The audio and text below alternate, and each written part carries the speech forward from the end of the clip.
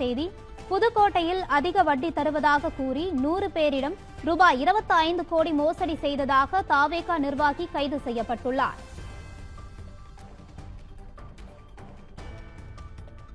புகாரில் தாவேகா மாவட்ட செயற்குழு உறுப்பினர் சரவணன் குற்றப்பிரிவு போலீசாரால் கைது செய்யப்பட்டுள்ளார். இதுகுறித்த கூடுதல் தகவல்களை தருகிறார் நமது செய்தியாளர் சுவாமிநாதன். வணக்கம் சுவாமிநாதன், விவரங்களை பதிவு செய்யலாம்.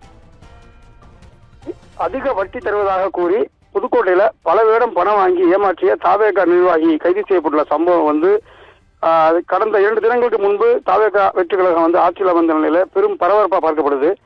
அதாவது புதுக்கோட்டை மாநகராட்சி திருவப்பூர் பகுதியைச் சேர்ந்தவர் சரவணன். இவர் தமிழக வெற்றி கழகத்தில் மத்திய மாவட்ட செயற்குழு உறுப்பினராக இருக்காரு. இவர் கடந்த பல ஆண்டுகளாக புதுக்கோட்டையில் உள்ள முக்கிய பிரமுகர்கள், வட்டிக்கு கடன் கொடுப்பவர்கள் ஆகியோரை பல்வேறு காரணங்கள் கூறி, குறிப்பாக அதிக வட்டி தருவதாகவும் தன்னுடைய தாயாருக்கு உடல்நிலை சரியில்லை என்று வட்டி தருவதாகவும் கூறி, இந்த பல்வேறு காரணங்களை கூறி ஒவ்வொருடமும் 80 லட்சம், 1 கோடி, 50 லட்சம், 30 லட்சம் என 25 கோடி ரூபாய்க்கு மேல் பணம் பெற்று திருப்பி தரவில்லை என்று கூறப்படுகிறது. கடந்த 15 தினங்களாக அவருடைய செல்போன்களை பணம் கொடுத்தவர்கள் தொடர்பு கொள்ள முயன்ற போது அவர் அந்த செல்போனை தொடர்பு கொள்ள அவர் முயற்சி கொள்ள என்றும் தெரிகிறது. இந்நிலையில தற்போது தமிழக வெற்றி கழகம் ஆட்சி கட்டிலில் அமர்ந்த நிலையில ஆளுங்கட்சி பெயரை கூறி பணம் கொடுக்காமல் அவர் இழுத்தடிப்பார் என்று கூறும் நிலையில ஏற்படலாம் என்று பணம் கொடுத்தவர்கள் அஞ்சி புதுக்கோட்டை மாவட்ட காவல் கண்காணிப்பாளரிடம் கடந்த 10 தினங்களாகவே புகார் அளித்து வந்தனர். இந்த நிலையில புகார் மீது மாவட்ட குற்றப்பிரிவு போலீசார் நடவடிக்கை எடுக்கும் பொருட்டு சரவணனை தேடி வந்தாங்க.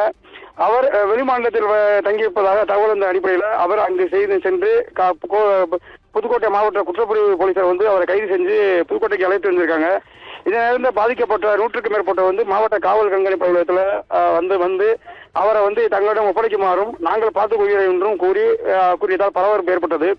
இதைத் தொடர்ந்து காவல்துறையுடன் அவர்களிடம் பேசி அவர் மீது வழக்கு பதிவு செய்து கைது செய்யப்பட்டு நீதிமன்றத்தில் ஆஜர்படுத்தி அதன் பின்னர் அவரை கஸ்டடியில் எடுத்து விசாரணை செய்து உங்களுடைய பணத்தை திருப்பி தருவதாக கூறியதை அடுத்து அவர்கள் சமாதானம் அடைந்தனர். இருப்பினும் பாதிக்கப்பட்டோர் மாவட்ட காவல் கண்காணிப்பு அலுவலகத்தில் அங்கே மாவட்ட காவல் கண்காணிப்பு அலுவலகத்திலிருந்து கிளம்பாம அங்கேயே இருந்து முகாமிட்டு அவர்கள் அவர்கள் தங்களை எதிர்ப்பை தெரிவிக்கிறதா அந்த பகுதியில் பெரும் பரபரப்பான சூழ்நிலை ஏற்படுகிறது. ஜெயஸ்ரீ.